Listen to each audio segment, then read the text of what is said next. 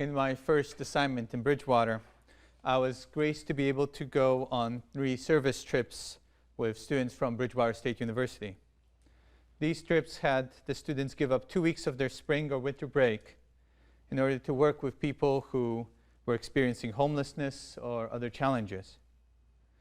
And despite the fact that they had to work very hard and didn't have time to do all the things you would expect college students to want to do during vacation, like play video games or go to the beach, every time I went with them, they were really sad on the last day because they would have to go home and enjoy free time instead of being able to stay and continue working with these people who needed their help, these people who they were getting so much by interacting with.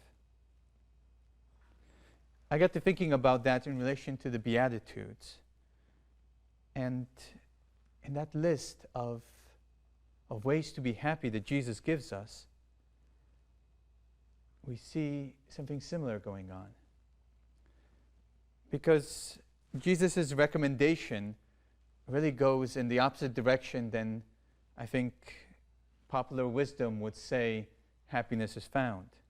While the world usually tells us that to be happy we need to have lots of money, avoid anything that would make us depressed, and we have to watch out for number 1, Jesus declares that the truly blessed are the poor, those who mourn, the meek, peacemakers, the persecuted, and the merciful.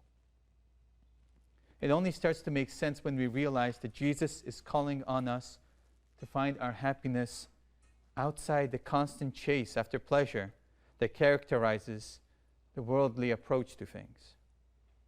Jesus is telling us that to be truly happy, we can't get stuck thinking about stuff, as if the person who dies with the most toys doesn't die.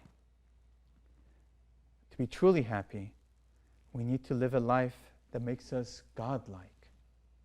We need to desire peace more than we want to get our own way.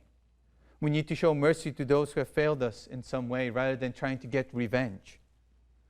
We need to love people deeply enough to mourn when we lose them. In all things, we need to seek our fulfillment in loving others and wanting to give of ourselves to them. If we can do that, we open our hearts to grace, because in loving, we prepare ourselves to welcome God who is love. The more we center our lives on that love, the more we end up finding the fulfillment that we all search for. And no matter how hard life might be, or no matter what challenges we end up facing, we know that we are loved.